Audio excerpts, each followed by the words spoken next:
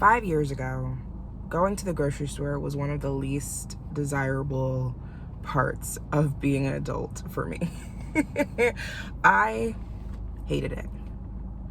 And I hated it because I felt so indecisive, especially grocery stores in the US. There's so many options for one item. And I would have so much anxiety choosing between, do I get the big one or the little one? Do I what's the best deal? What's what has the best nutrition?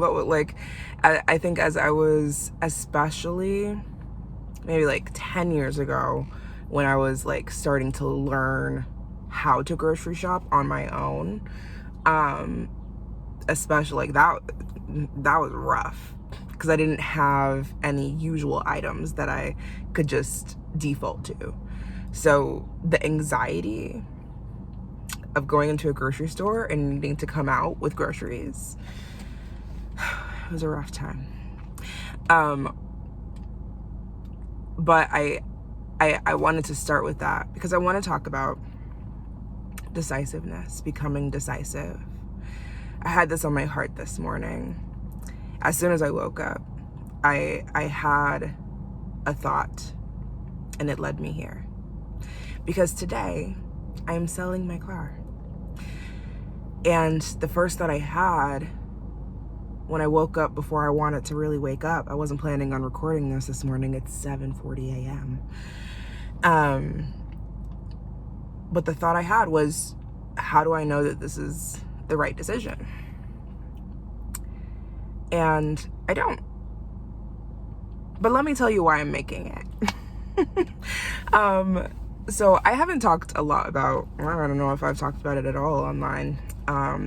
But the last 3 years I have been living with my mom and my siblings, who are both younger than me, but we're all adults, which has been a blessing and a challenge for me, personally, because I take a lot of pride in being independent. For most of my 20s, I was living in my own space, either with my cousin or by myself. And I took a lot of pride in being able to make my own life. And so it's coming back home and living with my siblings for the first time since I was 18, 19 maybe.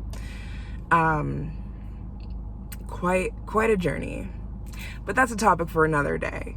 What I am so very clear on is that after 3 years, it's time. It's time for me to get my own place. And I have decided to sell my car so that I can have some extra cash to support me to get my own place. Because when you don't have a job, a formal job, and you're self-employed or a freelancer or a business owner, it can be a little bit more challenging to get a lease. So I needed some extra cash to support me in that transition. And I don't really need this car. It's a convenience for me, especially living in Chicago. I don't have a dire need. I don't have kids. I used to have my dog, and she's now with someone else, and I don't really have a need. And so though this has been, these last 3 years, this car has been my safe space. This car has been, I love this car. It has held me through so much since I got it 5 years ago. And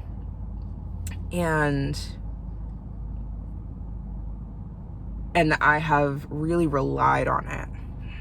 these last 3 years to have a space, even though it's funny because I know that some of y'all get me that even though it's like I'm surrounded by windows and people can like see in, I feel really safe in this car, because I do my podcast in this car. I regularly like voice journal and stuff while I'm driving. I do a lot of like vocal warm-ups and like vocal training while I'm driving anywhere that I'm going, listening to music, listening to podcasts. I love driving. I love picking up my friends and going places and going on road trips. So it's a big deal for me to let this car go. But it's interesting that the first that I had this morning was like, how do I know it's the right decision? It's the decision that I'm making. That's how I know. Because it's the decision I'm making. It's been quite a journey for me learning how to be decisive. And I still have a long way to go. But the anxiety around making the right decision or making a good decision, or will I regret this decision later on? I'm so grateful. One of my teachers, Katie, was very influential for me several years ago, in supporting me to kind of move out of being so precious about the decisions I make. Because her wisdom was, you can always make another one. Yes, there are consequences to every decision. And once you make a decision and you find, oh, this isn't really what I wanted, or I don't really like how this turned out, that's an opportunity for you to make another decision. And maybe you can't go back and change the decision that you made. But I think becoming decisive requires trusting yourself, myself. That I trust myself that while I may hate this, I may hate not having a car for a little bit, and it's gonna be a challenge transitioning back to using the CTA and using Uber more often. And my mom is not happy. She said she's given me up to God about this decision. Though there may be consequences that I don't like to this decision, it's one that I'm making. And I trust that I will make the best decision for me later on. If I find that I don't like the consequences of this, that I'll make some decisions that take care of me then. That future Andrea will handle that. But I got to take care of right now me that I have right now, the me that I have right now, with the information that I have right now, with the resources that I have right now. This is the decision that I need to make because I need my own place. I do. And I think like this feels, in the grand scheme of things, right? I'm talking about grocery shopping. I'm talking about selling my car. These are like everyday life things. And there's so much happening in the world. There's so many decisions that we're making every day about what we're gonna eat, what we're gonna wear, what we're gonna do, what we're gonna say, who we're gonna be, what we're paying attention to, what risks we're gonna take, what we're gonna express and create. And looking at decisiveness on a more collective scale, or a more like cultural or global scale, I really believe that decisiveness is a skill that is required for world building, for creating another world, a different world, for creating a different life. That we have to be willing to make decisions. I think that the root, like the etymology of decide, is to cut. So you are cutting yourself off from the other options and choosing this one. And that's risky. Because what about those other options? What if I find out one of those other options was the better one? And especially when we're thinking about creating a different life, creating change, creating a different world, creating different relationships.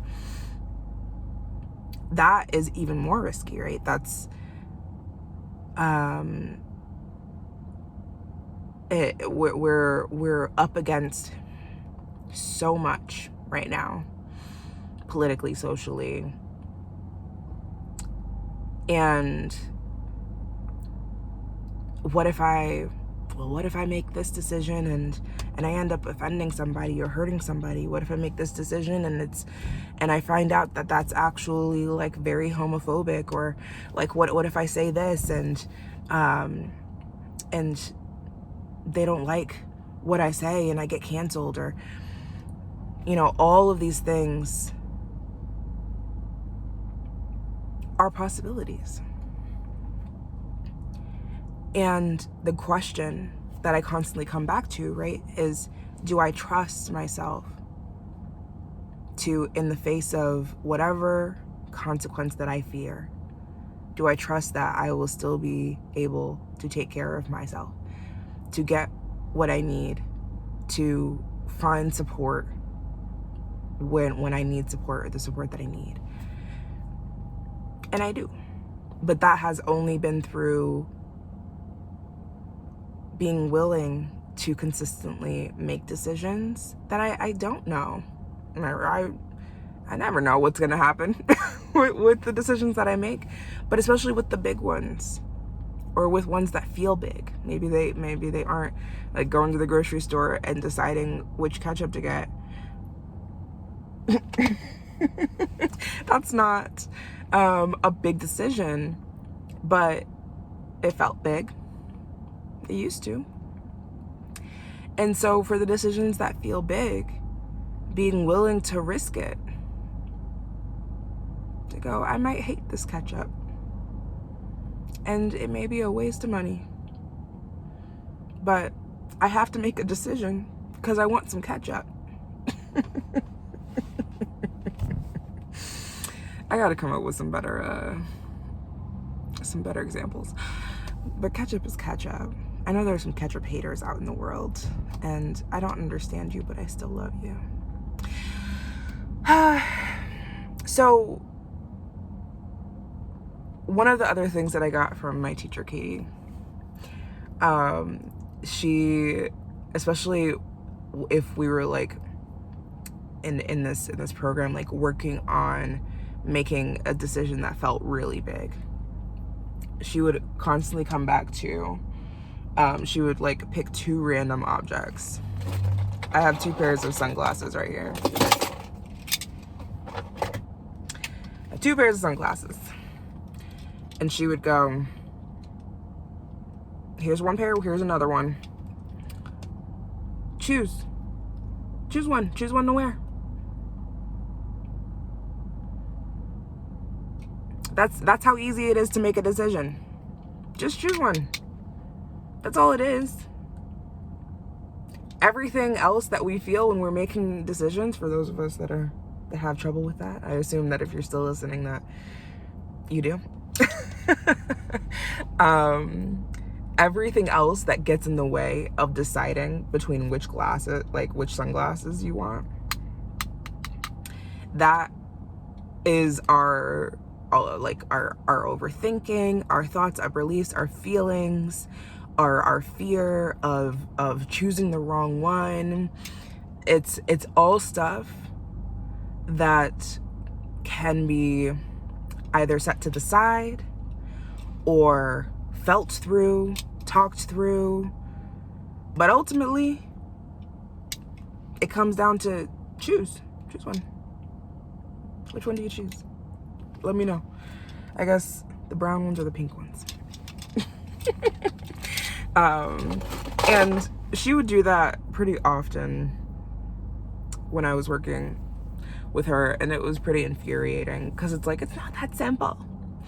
It's not that simple for the big things, like relationship things and life things and business things, leadership things. It doesn't feel that simple, but it is.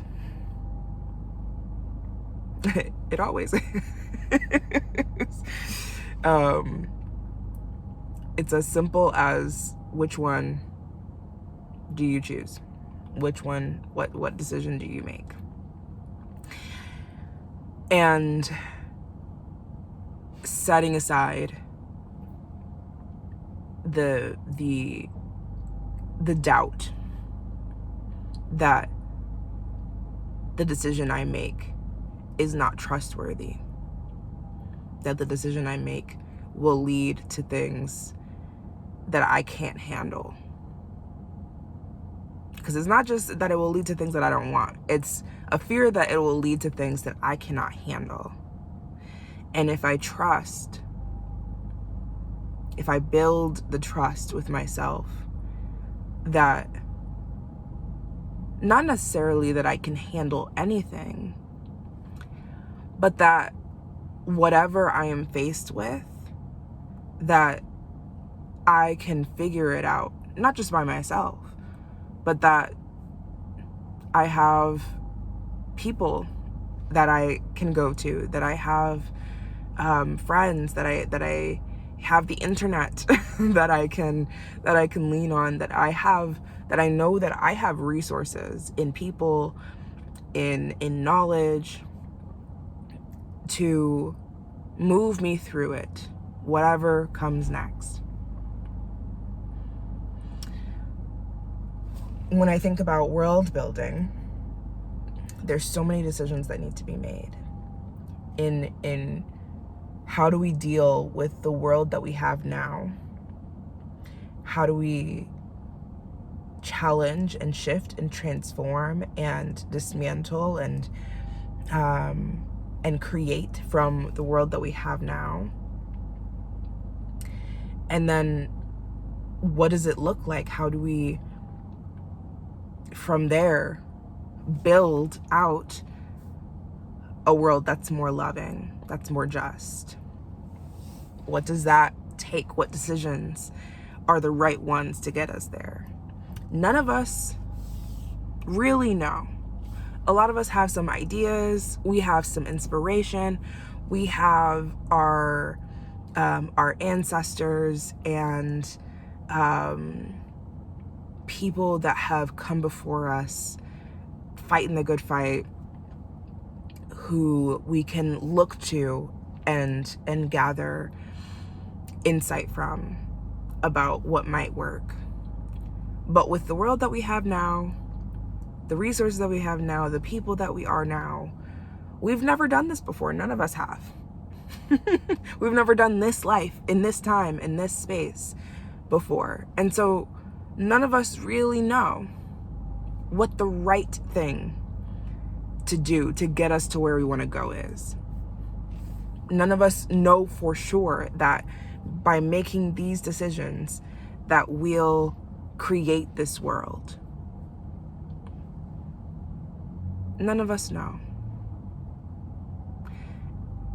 And so we all have to be willing to risk making the decision that makes the most sense, that feels the most aligned, that intuitively or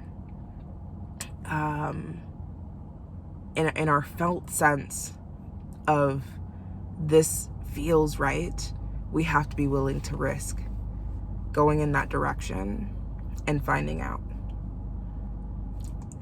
And so when I have Create the Future Club, and I believe one of the things that I have talked about on the internet is this idea that the decisions we make our world. That the world that we are currently living in is rooted in many decisions that we have collectively made, that people in big positions of power have made. And we're living in the consequence of that. But if we're living in the consequence of people's decisions collectively, it's the same thing as what I've been talking about. We have the opportunity to make different decisions. We have the opportunity to look at the consequences of those decisions and make new ones. To respond with a decision that's aligned with the world that we want, with a decision that's aligned with our values, with our dreams and our visions for what could be. We have that power individually and collectively to decide that this system, this culture, this way of being in the world, this reality is not acceptable anymore. And to explore, to be willing to experiment with what decisions will create something different, will create a different culture, a different system, a different way of being.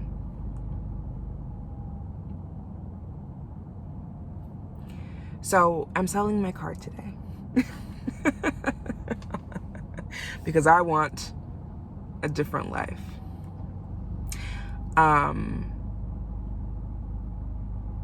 And it's bigger than just wanting another space for myself.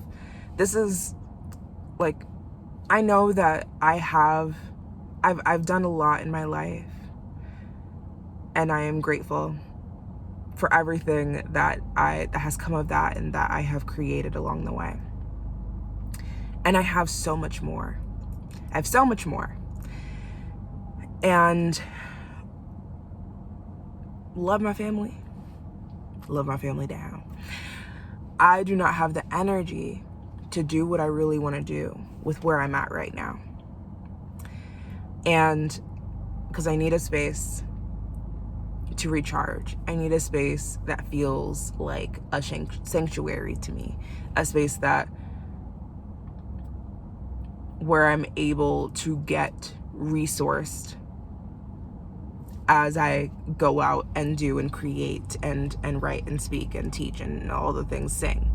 I need that space.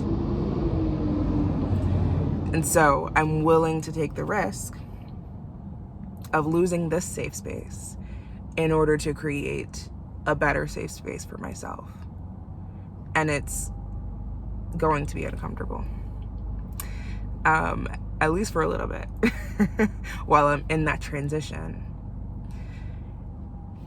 And I think that's just like a very, very, very microcosm of our world, right? That in the transition between the life that we have now, the world that we have now, and the world that we want, it's uncomfortable.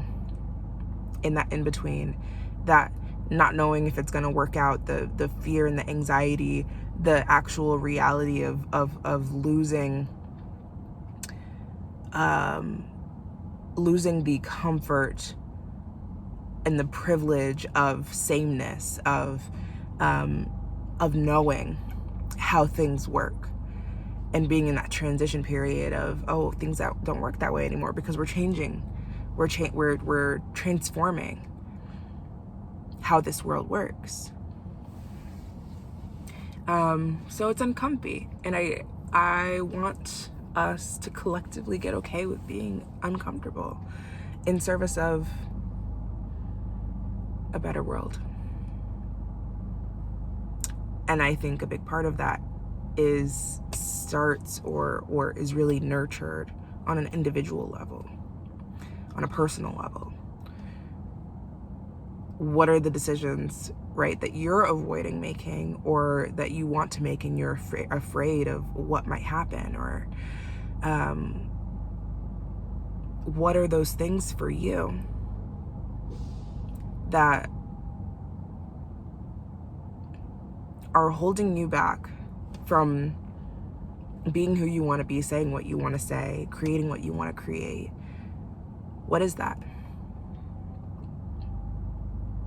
And what would it take for you to risk, to have the courage to make the decision that you feel like you want to make, and trust, to build that trust that it'll be okay, that you will be able to figure out what comes next? What does that look like? What is that for you? And if you want support around that kind of stuff, the decisions, the visioning, the like, how do I get from this place to that place? How do we collectively or in our communities get from point A to point B? What decisions are those that get us there? Join Create the Future Club. The links are in the description here, but that's the space to learn how to do that. Okay, I gotta go sell my car. Love you. Bye.